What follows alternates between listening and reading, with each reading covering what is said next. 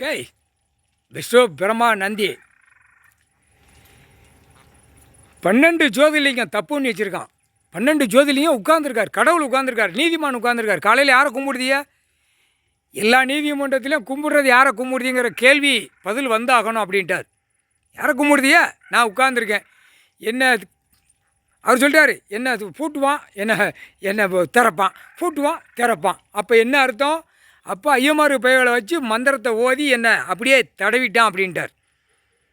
தண்டனை கொடுக்க முடியலன்னு சொன்னாரா? 12 ஜோதிர்லிங்கத்தில் நான் உட்காந்துருக்கேன். உலக நாடு, தாய் இந்தியா நாடு, தமிழ்நாடு. தாய் இந்தியா நாடு உலக நாடு தான். ஆனால் டெல்லியிலும் தமிழ்நாடு வரைக்கும் பாரத் மாதா வச்சுருக்காங்கல்ல, அதுக்கு தான் தாய் இந்தியான்னு கணக்கு விடுதாரு. அது கூட இந்த முட்டாப்பே, டெல்லியில் இருக்க முட்டாப்பே கோண மண்டப்பே, கோண வாய்ப்பே பார்க்கல.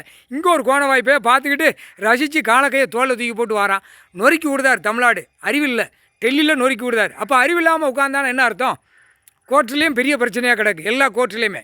டெல்லியிலும் தமிழ்நாடு வரைக்கும், தமிழ்நாடு டெல்லி. இதுக்கு நீதி கொடுக்கறது யார்? நியாயத்தை கொடுக்கறது யார்? தப்புக்கு செய்தவன் தண்டனை கொடுக்குறது யார்? சொல்லப்பா. ஜட்ஜி கொட்டார் அனுப்பினோம். கைலாசத்தில் உட்காந்துருக்காரு.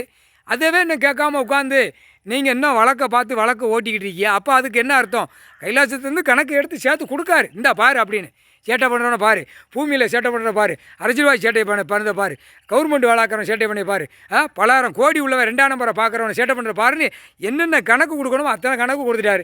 கடவுளே கொடுத்துட்டாரு. கடவுளை அவமதிச்சாக டெல்லி டு தமிழ்நாடு வரைக்கும் நீதிமன்ற கோர்ட்டில் உட்காந்துருக்க.